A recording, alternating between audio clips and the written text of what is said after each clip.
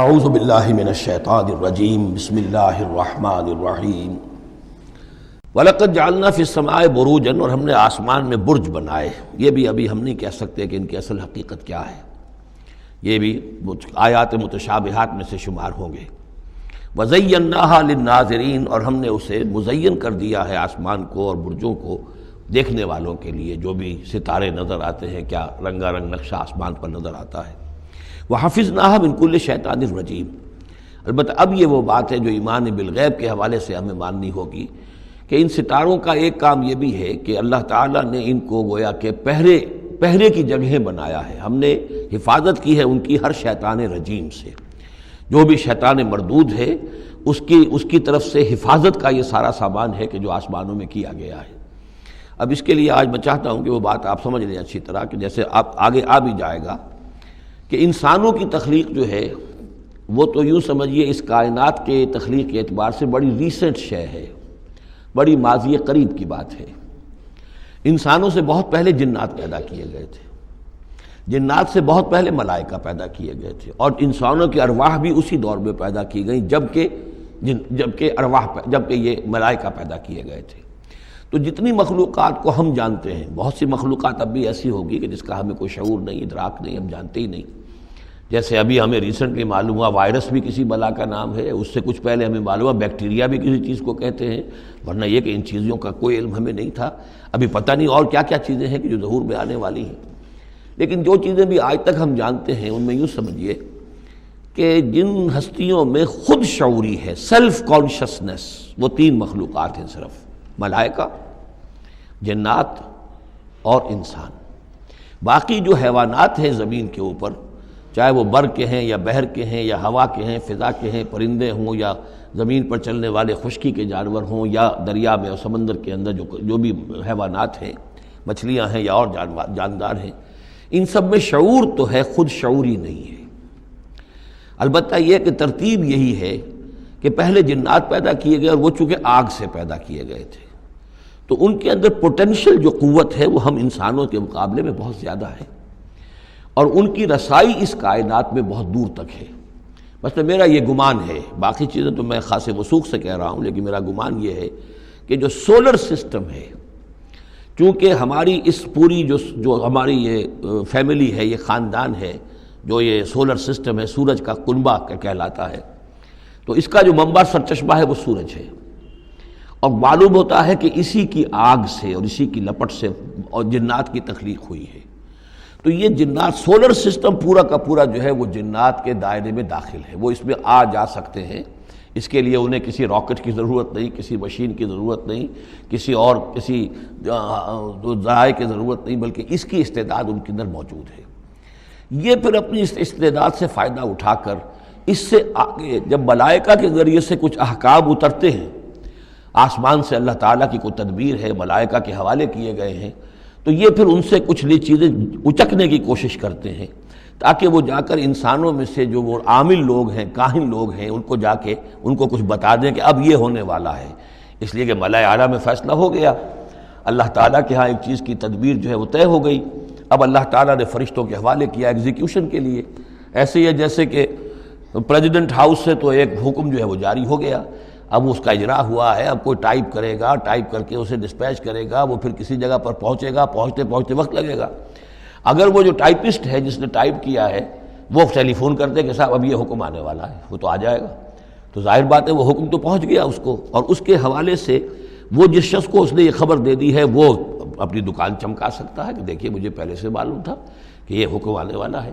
تو اس کائناتی حکومت کے اندر یہ سلسلہ ہے جس کے لیے کہ پھر اللہ تعالیٰ نے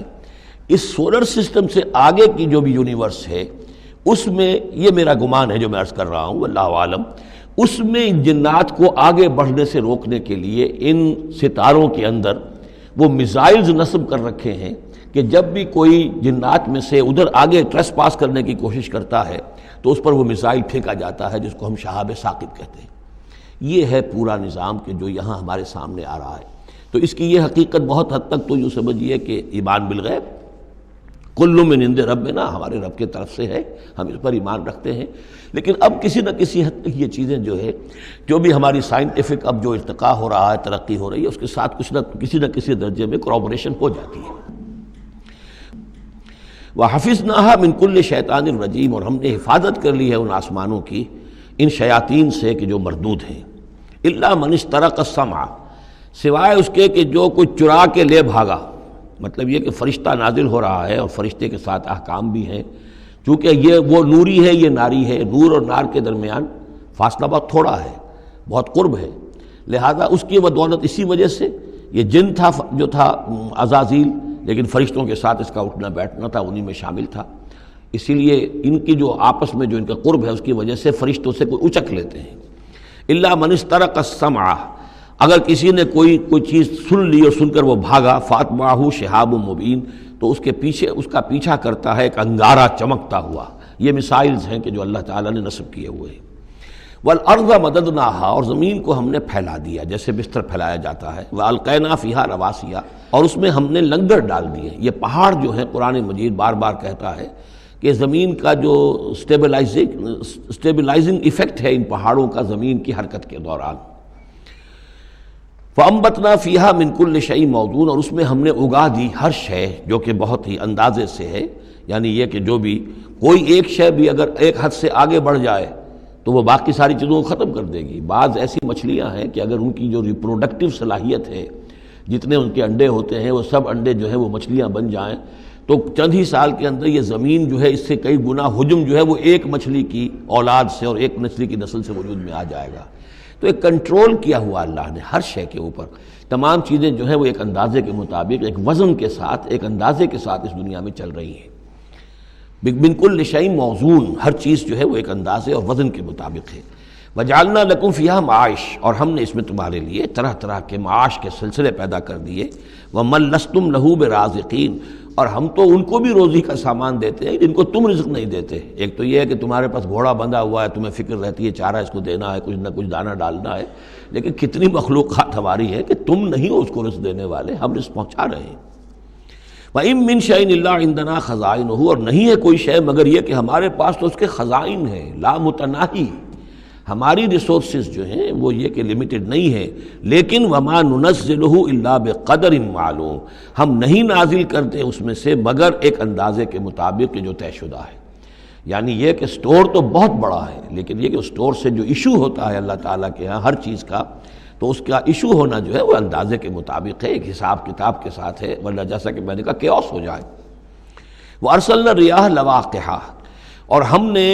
بھیج دی ہوائیں، ہم بھیج دیتے ہیں ہوائیں جو بوجھل ہوتی ہیں یا بوجھل کرنے والی ہوتی ہیں۔ لواقعہ کا مفہوم پہلے تو یہ سمجھا جاتا تھا کہ چونکہ وہ بادلوں کو لے کر آتی ہے اس اعتبار سے، لیکن اب ادھر ایک اشارہ ہو رہا ہے جدید سائنس کے حوالے سے کہ پولن گرینز جو ہیں وہ بھی ہواؤں کے ذریعے سے آتے ہیں، اور وہ پھر آ کر پھولوں کو جب وہ وہاں فرٹیلائزیشن ہوتی ہے تو اس سے پھر وہ فصل بنتی ہے۔ تو ہوائیں جو ہیں وہ گویا کہ بار آور کرتی ہیں، اور اس طریقے سے یہ نباتاتی نظام چل رہا ہے۔ فَأَنزَلْنَا مِنَ السَّمَاءِ مَاءً، پھر ہم نے اتار دیا آسمان سے پانی،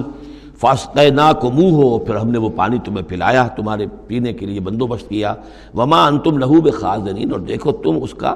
سٹور نہیں کر سکتے، اس کا خزانہ نہیں بنا سکتے۔ کہاں کس طرح بناؤ گے خزانہ؟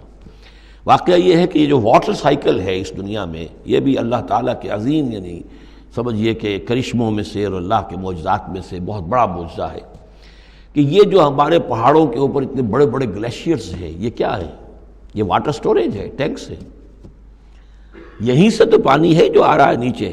وہ پگھل رہا ہے سب دھوپ سے، اور پھر وہ ندی نالوں سے ہو کے دریاؤں میں آیا، اور دریاؤں سے ہوتا ہوا زیر زمین سوتوں میں سے بھی گزر رہا ہے۔ وہ آپ نے کہیں پمپ سے نکال لیا، کہیں کنواں کھود لیا، پھر وہ پانی سارا کا سارا سمندروں کے اندر پہنچ گیا، ڈرین ہو گیا، پھر سمندر سے اب یہاں پر وہ ہو رہا ہے کہ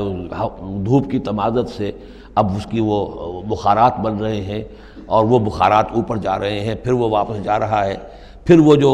اوور ہیڈ ٹینکس ہیں وہ پھر جو ہے ریپلینش ہو رہے ہیں، وہ ساری جو کمی ہو گئی تھی پھر نئی برف پڑ گئی ہے، نیا سٹور۔ یہ جو نظام ہے اللہ کا، اور یہ واٹر سائیکل سے ہی زندگی قائم ہے۔ مبدأ حیات پانی ہے، مادہ تخلیق حیوانات کا، جو اس دنیا کے حیوانات ہیں ان کا مادہ تخلیق مٹی ہے، مادہ تخلیق جنات کا آگ ہے، مادہ تخلیق انسانی ارواح اور ملائکہ کا نور ہے، لیکن مبدأ حیات جو ہے، حیات انسانی جو ہے یہاں پر، یا حیات حیوانی جو زمین کی ہے، اس پلینٹ کے اوپر جو زندگی ہے، اس کا مبدأ پانی ہے، اس حیات کا۔ تو اب یہ پانی کا سائیکل ہے جو چل رہا ہے۔ وما انتم لہو بخازنین، تم اس پانی کا کتنا خزانہ کر سکتے ہو، کتنا سٹور کر سکتے ہو، کس طرح کا نظام چلا سکتے ہو، کتنے بڑے پیمانے پر یہ واٹر سائیکل جو ہے اللہ تعالیٰ نے اس دنیا کے اندر چلایا ہوا ہے۔ وَإِنَّا لَنَحْنُ نُحْيِي وَنُمِيتُ، اور یہ یقیناً ہم ہی ہیں جو باقی بھی رکھتے ہیں اور موت بھی وارد کرتے ہیں، زندہ بھی رکھتے ہیں اور موت بھی وارد کرتے ہیں۔ وَنَحْنُ الْوَارِثُونَ، اور پھر ہم ہی وارث ہوں گے،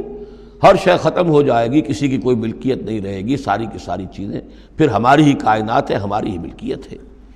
وَلَقَدْ عَلِمْنَا الْمُسْتَقْدِمِينَ مِنْكُمْ وَلَقَدْ عَلِمْنَا الْمُسْتَأْخِرِينَ، ہمارے علم میں سے ہے کون لوگ تم میں سے آگے بڑھیں گے۔ اب دیکھیے چونکہ ابتدائی زمانے کی صورت ہے یہ، اب کون لوگ ہوں گے جو آگے بڑھ کر قرآن کو سینے سے لگائیں گے، کون لوگ ہوں گے جو محمد کی دعوت پر لبیک کہیں گے، یعنی جو ہم پڑھ چکے ہیں سورہ توبہ میں، السابقون الاولون من المہاجرین والانصار والذین اتبعوہم بإحسان، یہ کون لوگ ہوں گے ہمیں معلوم ہے، ہم تو پہلے سے جانتے ہیں کہ ابو بکر ایک لمحے کی دیر نہیں لگائے گا، ہمیں معلوم ہے کہ عثمان کو ایک کچھ زیادہ وقت نہیں لگے گا، ہمیں معلوم ہے کہ ابو بکر کی تبلیغ سے یہ طلحہ اور زبیر اور عبد الرحمن ابن عوف اور سعید ابن زید اور یہ سب لوگ جو ہے ایمان لے آئیں گے، اور ہمیں یہ بھی معلوم ہے کون پیچھے رہ جائے گا، وہ بھی ہمیں معلوم ہے۔ وَلَقَدْ عَلِمْنَا الْمُسْتَقْدِمِينَ مِنْكُمْ وَلَقَدْ عَلِمْنَا الْمُسْتَأْخِرِينَ وَإِنَّ رَبَّكَ هُوَ يَحْشُرُهُمْ، اور پھر آپ کا رب ان سب کو جمع کرے گا۔ إِنَّهُ حَكِيمٌ عَلِيمٌ، یقیناً وہ کمال حکمت والا اور علم رکھنے والا۔